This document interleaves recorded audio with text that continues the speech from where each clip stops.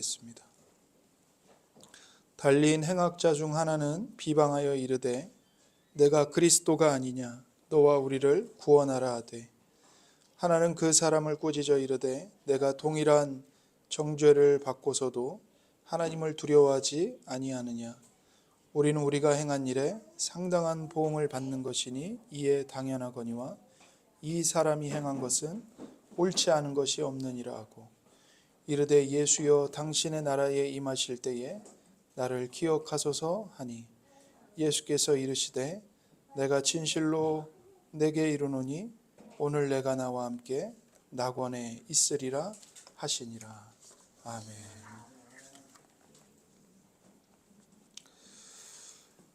이는 살아계신 하나님의 말씀입니다. 오늘도 우리에게 말씀하시는 하나님께 감사합니다. 우리가 함께 읽은 이 누가복음 23장의 말씀은 십자가에 못 박히신 예수님께서 한편에 십자가에 못 박힌 한 강도에게 주신 말씀입니다. 예수님은 한편 강도에게 오늘 너는 나와 함께 낙원에 있을 것이다 이렇게 말씀하셨습니다.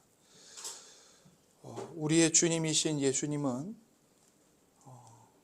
우리와 같은 죄인의 취급을 받으시고 범법자의 누명을 쓰시고 십자가에 달리셨습니다.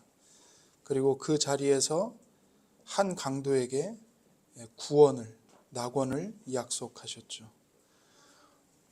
우리가 창세기 3장에서 아담 안에서 잃어버린 낙원을 회복해 주시겠다고 약속을 하고 계시는 겁니다. 예수님이 십자가에 달려 돌아가실 때 많은 사람들이 예수님이 십자가에 못 박혀서 벌레처럼 꿈틀거리며 죽어가시는 것을 봤습니다. 그때 그 십자가를 둘러싸고 십자가를 구경하고 있던 많은 사람들은 예수님을 비난하고 조롱했습니다. 그 십자가 처형의 자리를 지나가는 사람들마저도 예수님을 가리켜서 자기 머리를 흔들면서 이렇게 말했죠. 성전을 헐고 사흘에 짓는다고 말한 자여, 네가 만일 하나님의 아들이라면 자기를 구원하고 십자가에서 내려와 봐라. 그렇게 예수님을 모욕했습니다. 그리고 그 자리에 함께 예수님이 죽어가시는 것을 구경했던, 그리고 그것을 모의했던 대제사장들, 서기관들, 장로들도 똑같이 예수님을 희롱했죠. 예수가 다른 사람은 구원했지만 자기는 구원을 못한다. 그가 이스라엘의 왕이라고 말했다. 만약에 그게 사실이라면 지금 십자가에서 내려와 봐라. 그러면 우리가 네가 하나님의 아들이고 이스라엘의 왕이라는 걸 믿겠다. 그렇게 예수님을 조롱했습니다. 그리고 예수님과 함께 양편에 십자가에 못 박힌 두 강도도 그들과 똑같이 예수님을 저주하고 욕했죠. 예수님은 십자가에 달려서 죽으시기까지 6시간 동안 십자가에서 고통을 당하셨습니다. 그 모습을 예수님의 왼편과 오른편에 십자가에 못 박혔던 두 강도들도 예수님이 처형당하기 시작하고 예수님이 죽으시는 것까지 모두 다 지켜봤습니다. 그런데 놀랍게도 그 2명 중에 한 강도에게 하나님의 은혜가 임한 겁니다. 영혼의 눈이 열렸습니다. 십자가에 못 박힌 인간 예수가 우리와 다를 바 없는 평범한 인간이 아니고 죄 때문에 십자가에 못 박혀 죽는 죄인이 아니고 그 예수가 바로 주님이시라는 것을 보게 되었고, 그 십자가에 못 박힌 예수님을 구원의 주님으로 인격적으로 만나게 된 겁니다. 하나님이 주시는 복을 받은 것이고 경험하게 된 거죠. 그 강도는 지금까지 예수를 이해할 수 없었습니다. 자기가 수많은 사람들을 만나왔지만 자기가 만났던 그 어떤 사람과도 구별되었고, 특별히 죄를 지은 평생을 흉악한 강도짓을 하고 테러를 일으키며 살았던 자기 자신과 비교할 때 십자가에 못 박힌 예수님은 너무나 달랐고 너무나 독특했고 너무나 특별한 인물이었습니다. 그래서 그 예수님의 모습을, 말을 주목하다가 결국에는 하나님의 은혜를 입어서 예수님을 구원의 주님으로 영접하고 회심하는 경험에까지 이르게 된 것이죠. 어떤 사람들은 이 강도의 회심의 진정성을 부정합니다. 죽음을 목전에 둔 너무나도 고통스럽고 극단적인 상태였기 때문에 죽음을 눈앞에 두고 지푸라기라도 잡고 싶은 심정 때문에 예수님께 나를 기억해달라고 말했을 뿐, 그의 내면에 과연 진정한 회심이 있었는지 의심을 하는 겁니다. 그런데 우리가 함께 읽은 이 본문의 말씀은 그 강도의 간청이 그냥 일회적인, 정말 죽음이 눈앞에 있기 때문에 지푸라기라도 잡는 심정으로 그냥 해본 말이 아니라 그 강도의 내면에 진정한 회심이 일어났고 그 회심을 경험했다는 것을 본문은 우리에게 말해주고 있습니다. 그래서 우리가 오늘 이 본문 말씀을 통해서 우리가 하나님의 말씀을 받고자 하는 것은 정말 예수님을 믿는 진실한 믿음, 정말 구원받은 믿음의 요소는 과연 무엇인가? 이것을 우리가 말씀으로 받고 나의 믿음을 우리가 하나님 앞에서 살펴보고 점검해 보기를 바라는 것입니다. 또한 이 강도가 회심한 것과 같은 진실한 회심을, 진실한 믿음을 우리가 하나님으로부터 선물로 받기를 간절히 바랍니다. 자, 39절과 40절의 말씀을 함께 보겠습니다. 달린 행악자 중 하나는 비방하여 이르되 내가 그리스도가 아니냐 너와 우리를 구원하라 하되, 하나는 그 사람을 꾸짖어 이르되 내가 동일한 정죄를 받고서도 하나님을 두려워하지 아니하느냐. 이 강도의 신앙이 가짜가 아니고 진짜 신앙이었다는 것을 보여주는 첫 번째 증거는 40절의 말씀입니다. 이 강도에게 하나님을 아는 지식을 갖게 된 겁니다. 참된 신앙은 하나님을 아는 지식을 가져다 줍니다. 어떤 하나님에 대한 지식일까요? 그 지식은 무엇보다 의로우신 하나님, 죄와 죄인들을 심판하시는 하나님, 그래서 어떤 형벌보다 두려워해야 할 살아계신 하나님을 알게 하는 것입니다. 세상 사람들은 뭘 두려워하죠? 가난을 두려워합니다. 옆에 있는 다른 이웃들보다 내가 못 먹고 못 살까 봐 그것을 두려워하죠. 옆에 있는 남의 집 자식은 좋은 대학 가는데 내 자식은 좋은 대학을 못 갈까 봐 두려워합니다. 남의 집 옆에 자녀들은 명품 옷을 입는데 내 자녀는 명품 옷을 입지 못할까 봐 두려워하죠. 경쟁에서 이기지 못하면 어떡하지?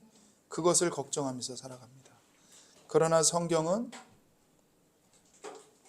사람이 정말 두려워해야 하는 것이 있는데 그런 것들이 아니라고 말합니다. 예수님은 그러므로 염려하여 이르기를 무엇을 먹을까, 무엇을 마실까, 무엇을 입을까 하지 말라. 너희 하늘 아버지께서 이 모든 것이 너희에게 있어야 할 줄을 아시느니라. 이렇게 말씀하셨습니다. 우리가 두려워해야 하고 참으로 걱정해야 하는 것은 먹을 것, 마실 것, 입을 것이 아닙니다. 모든 사람이 한 명도 예외 없이 하나님의 심판대 앞에 서게 된다는 것, 이것을 두려워해요. 사람에게 한 번 죽는 것은 정해진 것이요, 그 죽음 이후에는 심판이 있느니라. 이걸 두려워해야 합니다. 이것이 가장 큰 두려움의 핵심입니다. 하나님을 믿고 하나님의 사랑을 아는 성도의 마음에는 하나님에 대한 경건한 두려움이 자리하고 있습니다. 내가 누군가를 진정으로 그리고 지극히 사랑하면 그 사람에 대한 경건한 두려움이 생깁니다. 한편에 있는 이 강도는 평생 죄를 지으며 살았습니다. 그 죄가 얼마나 악독했는지 그 당시에 최고의 형벌인 십자가 처형을 당할 정도였습니다. 그러니까 이 강도는 평범한 강도가 아닌 겁니다. 일반적인 강도가 아닙니다. 십자가에서 죽임을 당할 정도로 매우 끔찍한 반인륜적인 죄를 범한 강도인 것이죠. 하지만 하나님의 은혜로 죽음을 앞둔 마지막 순간에 그 강도에게 영적인 지각이 열린 겁니다. 살아계신 하나님을 경험했고 깨달아졌고 하나님의 심판을, 하나님의 의로우심을 두려워하는 마음이 생긴 거죠. 옆에 있는 또 다른 강도는 하나님에 대한 인식이 조금도 없습니다. 그러나 이 강도에게는 하나님에 대한 인식이 생긴 겁니다. 그리고 하나님의 심판 때야말로 지금 자신이 달려서 죽는 십자가와는 비교할 수 없는 무섭고 두려운 것이라는 사실을 인식하게 된 거죠. 두 번째로 이 강도에게는 하나님을 아는 지식만 갖게 된 것이 아니라 자기가 누구인지 자기를 아는 지식도 갖게 되었습니다. 41절입니다. 우리는 우리가 행한 일에 상당한 보응을 받는 것이니 이에 당연히 하거니와 이 사람이 행한 것은 옳지 않은 것이 없느니라 하고. 사랑하는 성도 여러분, 모든 참된 신앙은 하나님을 아는 지식과 더불어서 자기를 아는 지식을 갖게 해줍니다. 그런데 사람이 정직하게 자기를 보는 것이 결코 쉬운 일이 아닙니다. 예수님을 잘 믿는다고 하는 사람들을 우리가 만나죠. 그러나 그 사람들 중에 진정으로 자기를 알고 자기를 향해 깊이 무너져 있는 사람들은 많지 않습니다. 간증거리들도 많고 자기가 받은 하나님의 은혜에 관한 이야기를 입에 달고 살아가지만 정말 구원받은 신앙의 진정한 열매, 즉 자기인식, 내가 누구인가, 내가 어떤 존재인가, 이것을 아는 데서 오는 이 깨어진 마음, 그리고 겸손함, 부드러운 마음, 그 마음을 가진 사람들은 찾아보기가 쉽지 않습니다. 죄인들의 가장 큰 문제가 무엇입니까? 죄인들은 절대로 자기가 전적으로 잘못했다고 인정하지 않습니다. 언제나 남 탓을 합니다. 창세기 3장에서 아담과 하와가 하나님께 죄를 범했어요. 하나님이 찾아오십니다. 아담에게 물으시죠. 그러자 아담이 하와에게 책임을 떠넘깁니다. 저 여자 때문에 그랬습니다. 여자는요, 뱀을 탓하죠. 뱀 때문에 그랬습니다. 너무나 분명한 죄를 지었음에도 불구하고 변명할 수 없음에도 불구하고 죄인은 할 수만 있으면 있는 대로 책임을 회피하고 변명하고 남 탓하고 자기 합리화를 합니다. 내 잘못입니다. 내 탓입니다. 내가 지은 죄 때문에 이 모든 문제가 발생했습니다. 저는 제가 지은 죄에 대한 정당한 형벌을 받아 마땅합니다. 그렇게 말하는 죄인은 거의 없습니다. 세상에서 가장 소중한 인간관계, 부부관계이죠. 근데 그 부부가 싸웁니다. 왜 싸웁니까? 늘 배우자 때문입니다. 내 잘못이 아니에요. 내 남편, 내 아내 때문에, 당신 때문에 이런 거야. 당신이 이렇게 했기 때문에 내가 불행한 거야. 배우자 때문이죠. 자식도 마찬가지입니다. 눈에 넣어도 아프지 않을 귀한 자식이지만 나하고 생각이 다르고 내 가치관을 거스르면 그 아이가 문제입니다.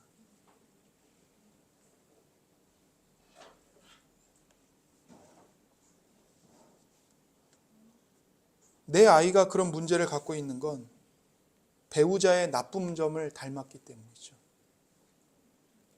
당신을 닮아서 애가 저런 거야. 인생들은 내 잘못입니다라고 말하지 않습니다. 할 수만 있으면 피하고 남 탓하고 상대를 비난하기를 주저하지 않습니다. 그런데 한편 강도는 뭐라고 말하죠? 우리는 우리가 행한 일에 상당한 보응을 받는 것이다.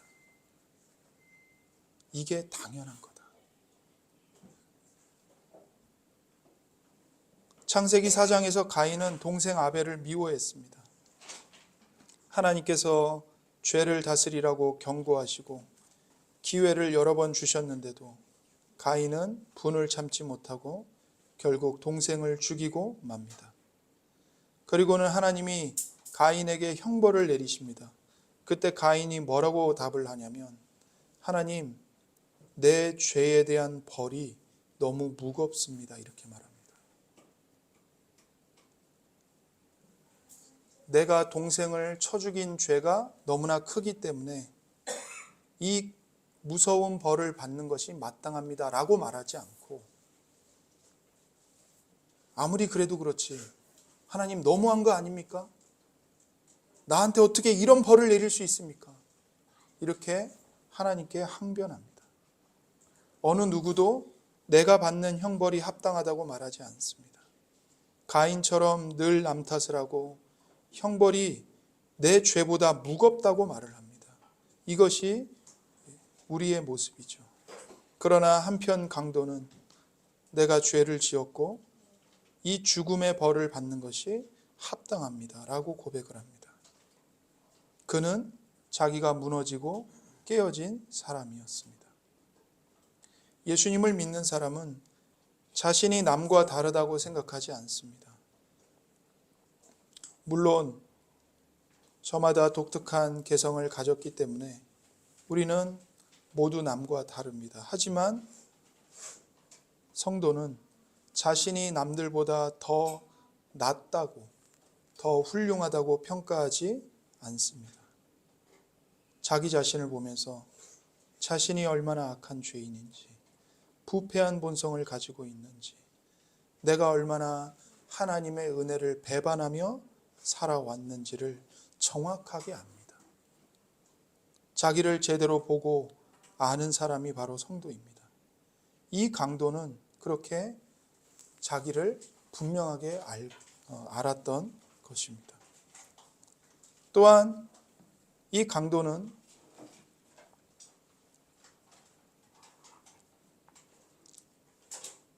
하나의 지식을 더 갖게 되었습니다. 구원받는 참된 믿음에 있어서 하나님을 아는 지식 중요합니다. 자기를 아는 지식도 중요합니다. 그러나 하나가 더 필요합니다. 그게 뭐냐면 예수님을 아는 지식입니다. 41절을 보겠습니다. 이 사람이 행한 것은 옳지 않은 것이 없느니라 하고. 이 사람 누구죠? 예수님입니다. 예수님이 행한 것은 잘못된 것이 하나도 없었다라고 고백을 합니다. 그러니까 예수님에 대해서 바른 지식을 갖게 되었습니다. 그래서 참된 신앙은 세 가지 지식이 반드시 필요합니다. 하나님을 아는 지식, 자기 자신을 아는 지식, 그리고 예수님을 아는 지식입니다. 아무리 하나님을 알고 자기를 알아도 예수님을 아는 지식이 없으면 그것은 기독교가 아닙니다. 그건 유대교입니다. 유대교에는 구원이 없습니다. 기독교는 말 그대로 기독, 그리스도를 알고 믿는 종교죠. 자기의 죄와 허물을 아무리 많이 보아도 그것만 갖고는 기독교라고 할 수 없습니다. 기독교 외에 다른 종교들에도 끊임없이 자기를 성찰하면서 자기 죄와 허물을 발견하고 고백하는 종교인들은 얼마든지 있습니다. 그러나 그것만으로는 회심이라고 말할 수 없고 구원이라고 말할 수 없습니다. 그리고 그것은 우리로 하여금 자기 자신을 자학하고 자책하고 낙심하고 의기소침하게 만들 뿐입니다. 하지만 십자가에 못 박히신 예수님을 알 때, 예수님을 진실하게 믿을 때 우리는 참된 자유와 씻음을 경험하게 되고 주님이신 예수님이 주시는 존귀함이 무엇인지를 알게 됩니다. 자기를 아는 것만 가지고는 충분하지 않습니다. 심판자이신 절대자이신 하나님이 살아 계신다는 사실을 아는 것만으로도 부족합니다. 그것과 함께 예수 그리스도를 알고 믿는 지식도 함께 있어야만 하는 것입니다. 그런데 이 강도에게 그리스도를 아는 지식이 주어졌습니다. 이 사람이 행한 것은 옳지 않은 것이 없느니라. 그는 예수님이 죄 없으신 의로우신 분이라는 사실을 깨달았습니다. 성경은 이 진리를 아는 것이 매우 중요하다고 강조합니다. 누가복음 23장 앞에서 예수님은 죄가 없으신 분이다, 이 말이 예수님을 재판했던 빌라도의 입을 통해서 4번이나 기록이 되어 있습니다. 그리고 또한 마태복음 27장에 보면 빌라도의 아내가 빌라도에게 사람을 보내서 저 옳은 사람에게 아무 상관도 하지 말라고 말하죠. 예수님이 죄가 없는 올바른 분, 의인이라는 것을 강조하고 있는 것입니다. 심지어 마태복음 27장에는 가룟 유다의 말도 나옵니다. 예수님을 판 유다가 스스로 뉘우쳐서 대제사장을 찾아가서 이렇게 말하죠. 내가 무죄한 피를 팔고 죄를 범하였도다. 예수님을 배신한 가룟 유다의 입에서도 예수님이 무죄한 분이다. 이것이 강조가 됩니다. 이처럼 성경은 죄가 없다는 얘기, 예수님에게 죄가 없다는 것을 여러 가지 표현으로 강조하고 있습니다. 히브리서 4장 15절입니다. 우리에게 있는 대제사장은 우리의 연약함을 동정하지 못하실 이가 아니요 모든 일에 우리와 똑같이 시험을 받으신 이로되 죄는 없으시니라. 예수님이 죄가 없는 분, 의로운 분이라는 것을 강조합니다. 예수님에게 죄가 없다는 사실이 왜 이처럼 중요할까요? 왜 우리는 이 강도가 말한 이 사람이 행한 것은 옳지 않은 것이 없느니라, 이 말에 우리는 왜 주목을 해야 합니까? 예수님은 죄인처럼 십자가에 달리셨지만 죄 없이 죽으신 것입니다. 지금 이 강도는 죄가 없으신 의인이심에도 불구하고 자신의 죄를 대신 짊어지고 죽으시는 예수님, 대속의 구주가 되시는 예수님을 보고 있는 것입니다.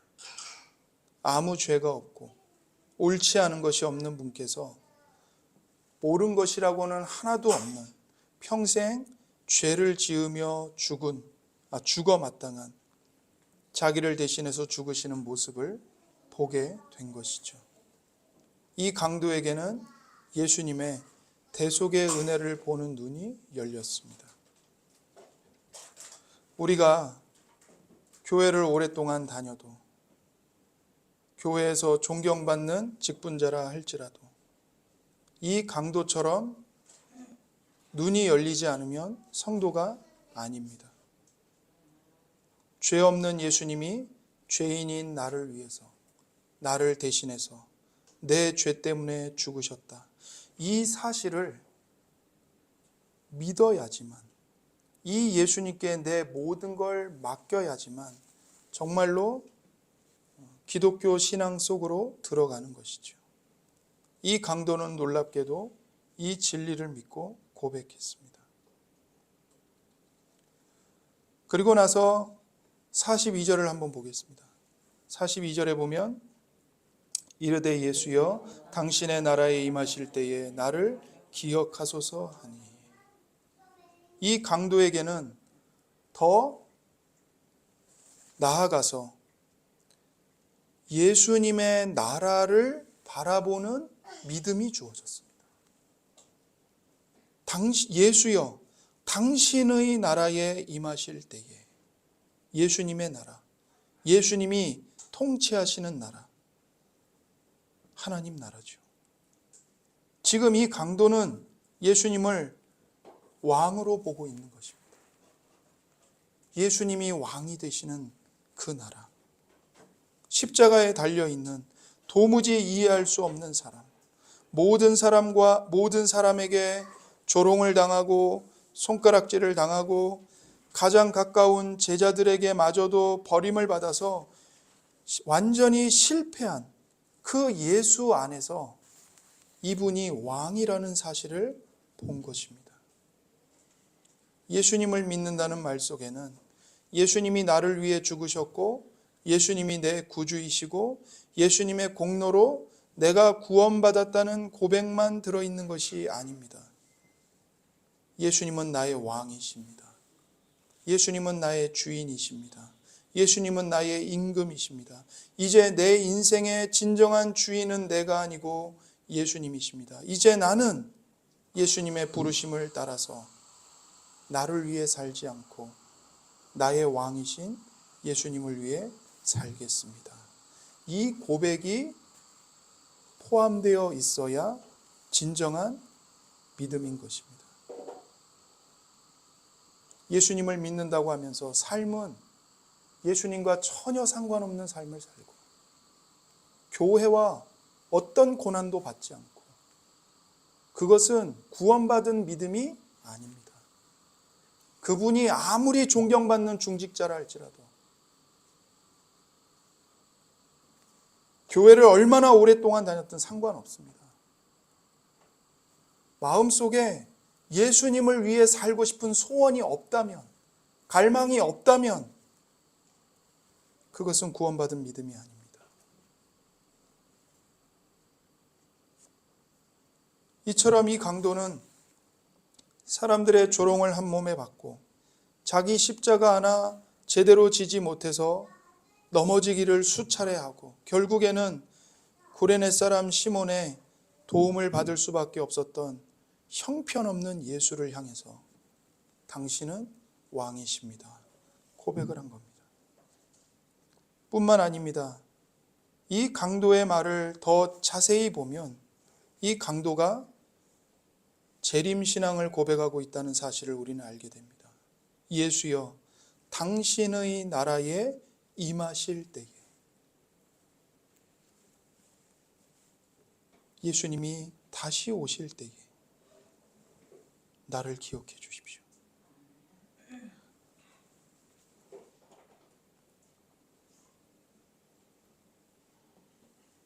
지금 예수님은 십자가에 달려서 처참하게 죽어가고 있습니다.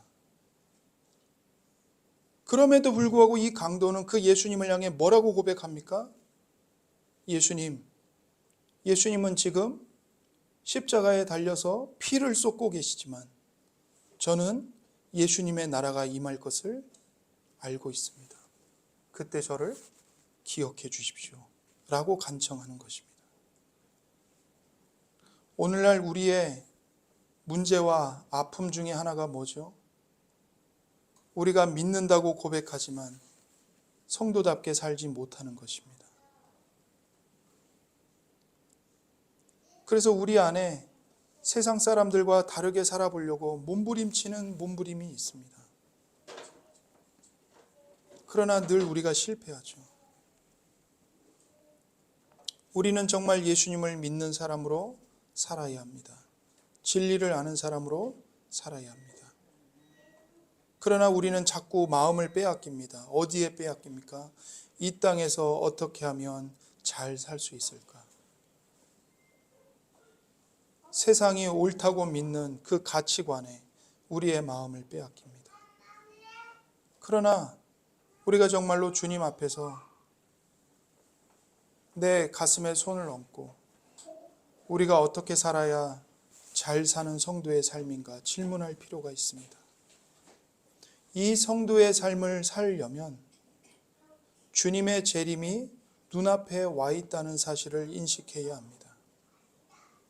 주님이신 예수님이 문을 열고 들어오시는 순간이 바로 코앞으로 다가왔다는 사실을 인식해야 합니다. 그래야 우리는 아무도 보지 않는 삶의 자리에서 중심을 잡고 참된 정직과 거룩과 경건을 행할 수 있는 것입니다. 수많은 사람들이 오늘을 잘 살아보려고 노력하지만 주님의 재림은 기다리지 않습니다. 주님의 재림을 확신하지 못합니다. 그래서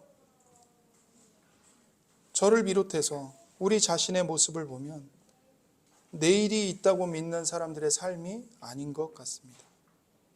그저 오늘만 살아남으려고 몸부림을 칩니다. 오늘을 가지고 모든 것을 평가해 버립니다. 주님의 나라가 임박했다는 사실을 너무나 많은 사람들이 잊어버리고 살아갑니다. 저도 거기서 예외가 아닌 것 같아요. 사랑하는 성도 여러분, 주님이 눈앞에 와 계시다는 사실이 믿어지십니까? 이러한 인식이 우리의 삶을 더 경건하고 정직하고 참되도록 이끌어가고 있습니까? 놀랍게도 이 강도는 십자가에 달리신 구주를 보면서 주님의 나라를 붙들고 재림 신앙을 고백하고 있습니다. 예수님 옆에서 함께 십자가에 못 박혔던 이 두 명의 강도는 서로 다를 바가 없는 똑같은 강도들이었습니다. 어쩌면 이 두 강도는 평생을 함께 살아온 친구였을지도 모릅니다. 두 사람 모두 6시간 동안 이해되지 않고 해석되지 않는 독특한 사람 예수님을 지켜봤습니다. 두 사람 다 죽음의 고통 속에서 죽어가고 있습니다. 예수님 옆에 있습니다. 그런데 놀랍게도 한 사람에게는 눈이 열렸고 한 사람에게는 열리지 않았습니다. 예수님은 세상에 살아계실 때 이렇게 말씀하셨죠. 마태복음 24장 40절 41절입니다. 그때에 두 사람이 밭에 있음에 한 사람은 데려가고 한 사람은 버려둠을 당할 것이요 두 여자가 맷돌질을 하고 있음에 한 사람은 데려가고 한 사람은 버려둠을 당할 것이니라. 두 사람이 같은 예배당에서 나란히 앉아서 같은 말씀을 듣는데 한 사람은 눈이 열립니다. 왜 이런 차이가 일어날까요?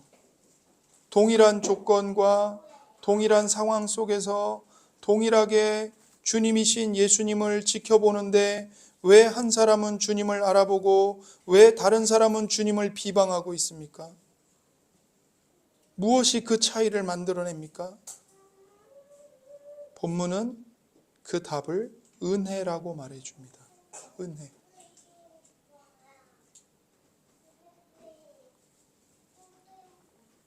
이 강도는 하나님의 은혜를 선물로 받았습니다. 이 강도는 12명의 제자들보다 먼저 주님의 나라에 받아들여졌습니다.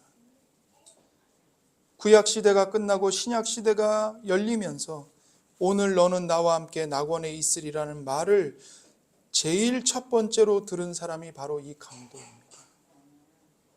극형에 처해질 만큼 중한 죄를 범했던 이 강도. 그가 십자가의 한쪽 귀퉁이에서 구주를 발견하고 주님으로부터 잃어버린 낙원의 회복에 대한 영광스러운 약속을 받았습니다.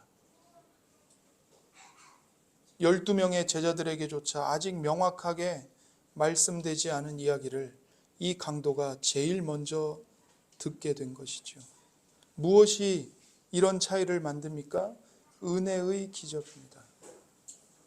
우리는 은혜로 예수님을 믿은 사람들입니다.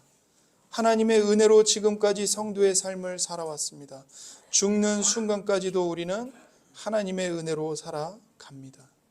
하나님의 은혜가 아니면 우리는 하나님의 백성다울 수 있는 가능성이 전혀 없습니다. 은혜 없이 하나님의 백성으로서 영광을 누릴 수 있는 사람은 우리 중에 아무도 없습니다.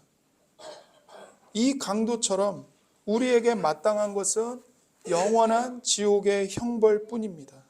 그런데 그런 우리에게 하나님의 은혜가 임했습니다. 우리에게 구원이 임했습니다. 우리에게 살아있는 믿음과 회심이 선물로 주어졌습니다. 그러므로 구원은 기적인 겁니다. 여러분과 제 삶에 많은 아픔이 있죠. 아침에 눈을 뜰 때마다 우리를 두렵게 하는 고통이 있습니다. 해결되지 않은 문제가 있습니다. 그러나 그 문제들은 오히려 우리를 하나님의 은혜 앞으로 데리고 갑니다. 그 고통 때문에 예수님을 비방하고 예수님을 원망하고 예수님으로부터 더 멀어지는 것이 아니라 그 고통 때문에 더 십자가에 매달린 예수, 가시관을 쓰신 예수님에게 나아가 예수님을 끌어안습니다. 하나님의 은혜는 우리의 고통과 실패와 아픔과 죽음마저도, 질병마저도 하나님의 은혜를 더 붙잡게 만들어줍니다. 이것이 은혜의 기적입니다.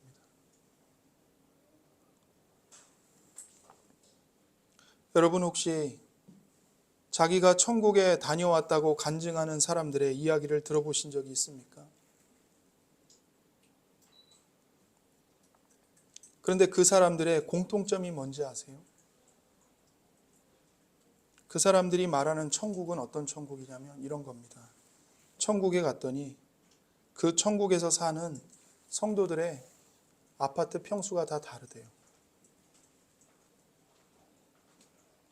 어떤 사람은 대궐 같은 아파트에서 살고 어떤 성도는 오두막 같은 아파트에서 산답니다. 여러분 이게 복음입니까? 이게 은혜의 복음인가요? 저는 그들이 말하는 천국을 믿지 않습니다. 천국은 그런 곳이 아닙니다. 성경은 그렇게 말하지 않습니다. 물론 성경은 상급의 차이를 말하는 부분들이 있습니다.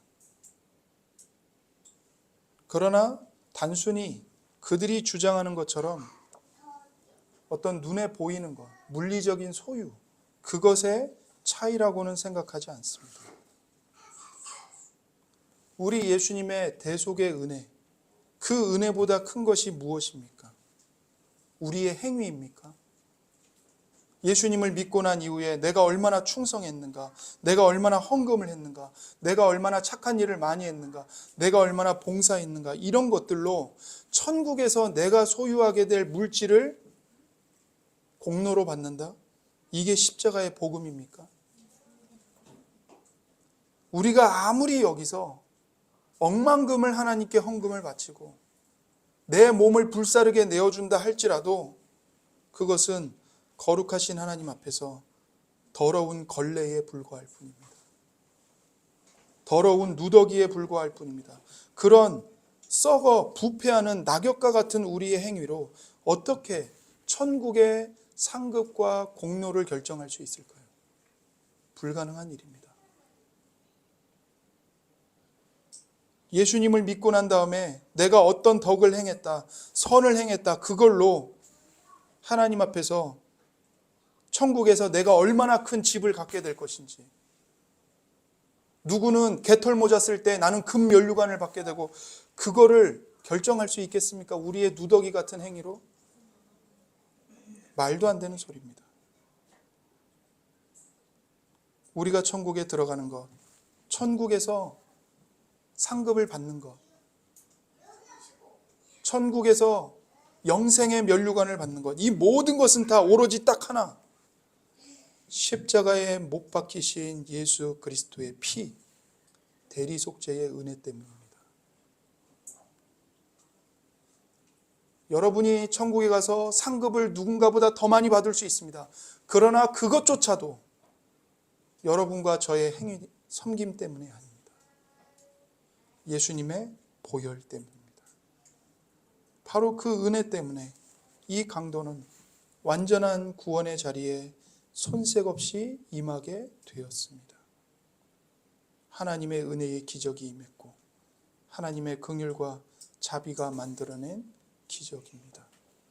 그 기적이 예수님을 믿는 여러분과 제게도 임했다는 사실을 믿으시기 바랍니다.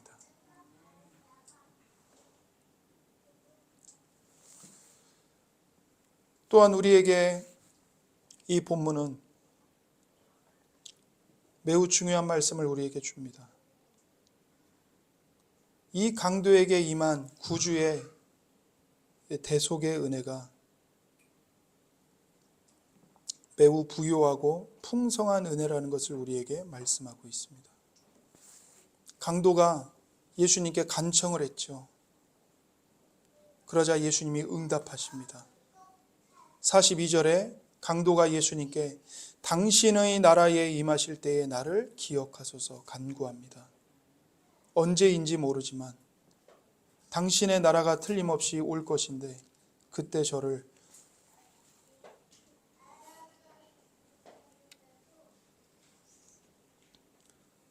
한 번만 기억해 달라고 간청합니다. 그 강도의 요청에 주님은 이렇게 응답하시죠.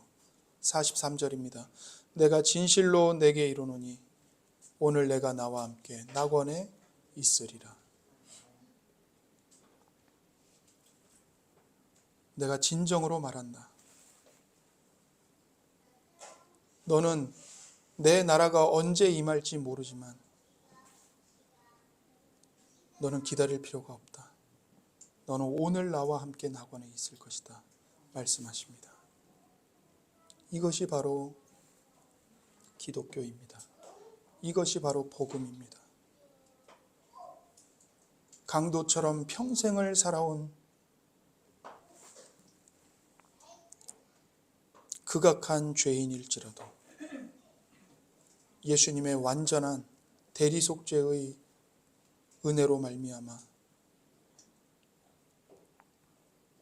오늘 당장 낙원으로 받아들여집니다. 예수님을 믿고 난 다음에 조금 더 나아지고 나면, 예수님을 믿고 난 다음에 조금 더 선해지고 나면, 예수님을 믿고 난 다음에 조금 더 하나님의 자녀다워지면 그때 낙원에 들어가는 게 아닙니다. 그때를 기다릴 것도 없이 오늘 하나님의 자녀가 되어 주님이신 예수님과 함께 낙원에 있게 된다고 주님은 말씀하셨습니다. 혹시 여러분의 마음속에 혹여라도 저는 예수님을 믿고 싶어요. 하지만 준비가 안 되었어요. 이런 제 삶을 놓고 제가 어떻게 예수님을 믿는다고 말할 수 있겠어요? 저는 정리해야 될 것들이 많아요. 해결해야 될 것들이 많아요. 이거 해결하고 난 다음에 예수님 믿을게요. 그렇게 말하는 분이 혹여라도 있다면 지금 말씀하시는 이 주님의 말씀을 들으십시오. 그때까지 기다릴 필요가 없습니다. 여러분이 지금보다 더 경건해질 때까지, 여러분이 지금보다 더 거룩해질 때까지, 여러분이 지금보다 더 착해질 때까지, 여러분이 지금보다 더 하나님을 사랑할 때까지 기다릴 필요가 없습니다. 시간을 두고서 변화를 경험한 다음에 내가 좀 더 나은 사람이 되고 나면 그때 예수님 영접해야지. 그럴 수 있는 사람은 아무도 없습니다. 오늘 이 십자가의 복음을 들으십시오. 오늘 이 주님의 말씀을 들으십시오. 이 말씀을 믿음으로 붙잡으십시오. 오늘 주님을 영접한 순간부터 우리는 주님과 함께 낙원에 있게 되는 것입니다. 많은 분들이 낙원은 죽어서 가는 곳이라고 생각을 합니다. 그러나 성경은 그렇게 말씀하지 않습니다. 천국은 죽어서 가는 곳이 아니에요.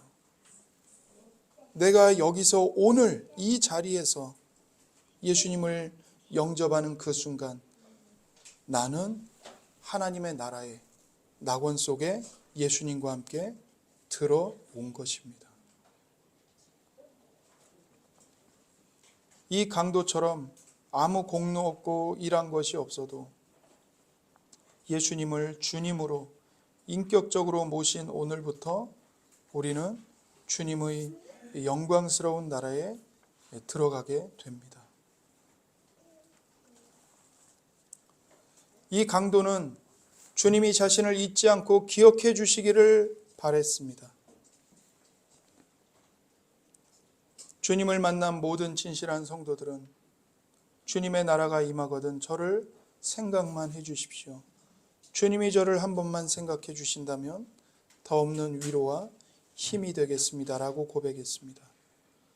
다른 것은 구할 엄두도 내지 못합니다.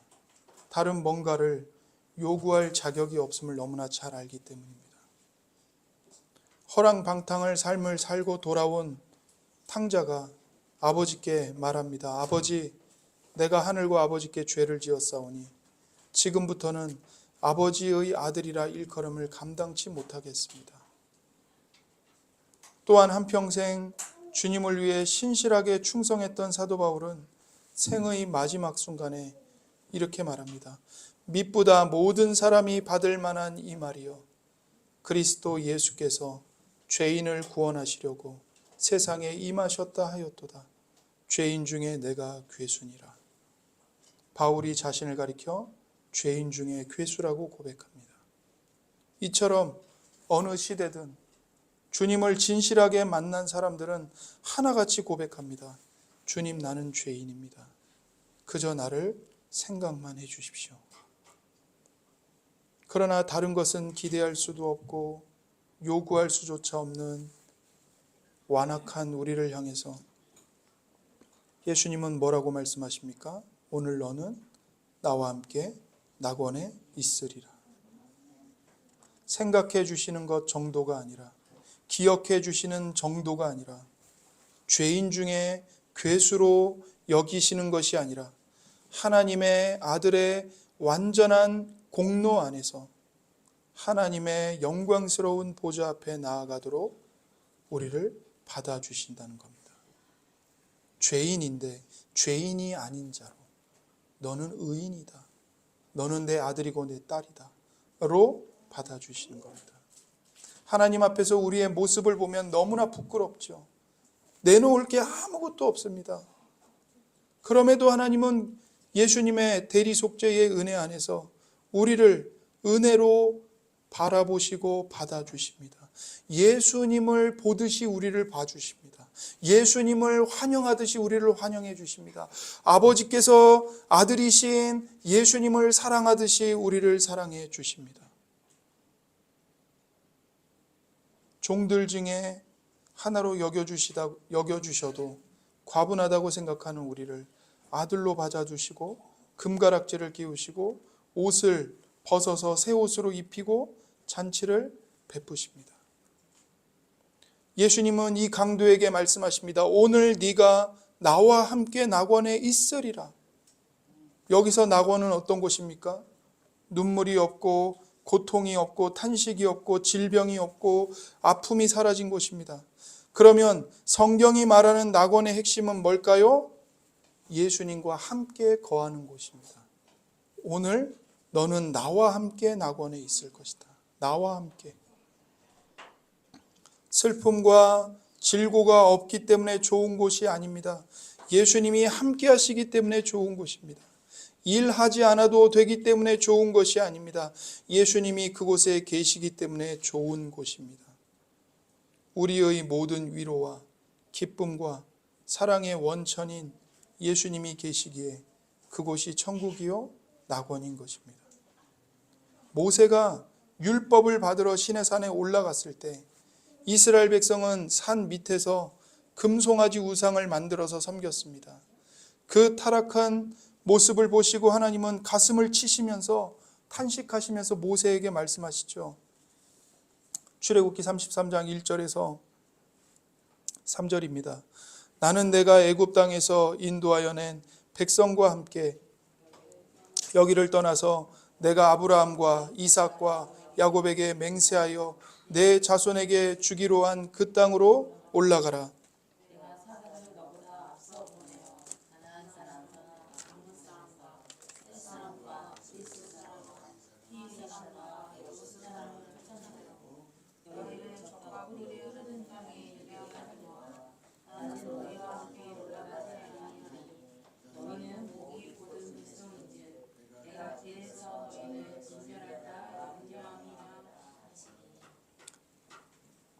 네. 하나님이 뭐라고 말씀하십니까? 내가 너희 조상에게 맹세했으니 너희들에게 그 땅을 주겠다. 너희는 올라가라. 그러나 나는 너희와 함께 올라가지 않겠다라고 말씀하십니다. 그러자 모세가 어떻게 하죠? 모세가 예 하나님 감사합니다. 올라가겠습니다. 그렇게 하지 않습니다. 죄 지은 이스라엘 백성들이 머물던 지인 바깥에 회막을 치고 그곳에서 하나님께 기도합니다. 주님께서 친히 가지 아니하시려거든 우리를 이곳에서 올려 보내지 마옵소서. 주님께서 함께 가시지 아니하시려거든 우리를 올려 보내지 마옵소서. 주님이 가시면 저도 갈 것입니다. 그러나 주님이 가시지 않는다면 가나안 땅은 아무 의미가 없습니다. 이렇게 고백합니다. 이게 낙원의 핵심입니다. 하나님은 우리와 함께하기 위해서 우리에게 낙원을 선물하셨습니다. 그러하기에 우리는 주님을 영접한 순간부터 낙원에 초대된 것입니다. 오늘날 우리는 100% 완성된 낙원에 들어간 것은 아닙니다. 낙원의 일부를 맛보는 삶을 살아가고 있습니다. 그 낙원의 맛은 슬픔과 질고가 많은 세상에 살고 있는 우리에게 그 고통을 이기고도 남을 힘을 공급해 줍니다. 그 낙원의 맛은 우리가 예수님을 진실하게 믿는 순간 우리 안에 임재하신 성령 하나님과 동행할 때 알 수 있습니다. 여러분, 인생을 산다는 것이 참 고통스럽습니다. 예수님을 믿는다고 실패와 아픔과 이 질고가 사라지는 게 아닙니다. 그러나 고통과 실패를 겪는 가운데서도 예수님이 우리와 함께 하시기 때문에 예수님이 주시는 생수의 강을 맛보면서 살아갈 수 있는 것이죠. 눈물이 있고 탄식이 있고 근심과 염려가 있고 질병이 있는데도 성령님이 임재하여 함께 하시기 때문에 세상이 알지 못하는 기쁨과 평안 속에 거할 수 있는 것, 이것이 바로 성도인 우리의 삶입니다. 여러분, 이 예수님을 만나셨습니까? 그저 신앙생활이라는 이름만 붙인 채 종교적인 삶을 살아가고 있지는 않습니까? 정말 한편 강도처럼 예수님을 만났습니까? 주님은 십자가에 달리신 이 강도에게 오늘 너는 나와 함께 낙원에 있으리라 말씀하셨습니다. 그러나 오늘날 우리에게는 부활하신 후 하나님 오른편에 앉아 계시는 예수님, 그 예수님께서 더 선명하게 우리를 낙원으로 초청하고 계십니다. 슬픔과 고통이 가득한 이 땅에서 이 구원의 복을 믿음으로 맛보며 살아가시기를 축복합니다.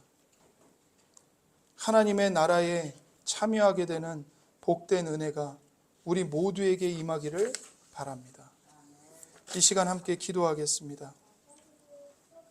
이 시간 우리가 기도할 때에 우리가 정말 예수님과 이 강도의 대화, 예수님을 향한 이 강도의 고백, 그리고 강도에게 주신 예수님의 이 구원의 약속을 우리가 마음속에 되새기기를 원합니다. 그러면서 우리 자신의 믿음을 점검하고 내가 내 믿음을 스스로 창조할 수 없음을 이 시간 자복하고 예수님, 이 강도와 다를 바 없는 죄인이 바로 접니다. 저는 예수님에 대한 믿음을 스스로 만들어낼 수가 없습니다.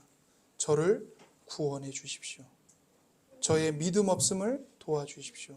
하나님을 잘 알지도 못하고 제 자신에 대해서도 무지하고 예수님에 대해서도 알지 못하여 교만하고 방종하며 예수님이 주신 은혜와 자유를 죄 짓는 데 쓰며 살아가는 이 죄인인 저를 구원해 달라고 이 시간에 함께 기도하겠습니다.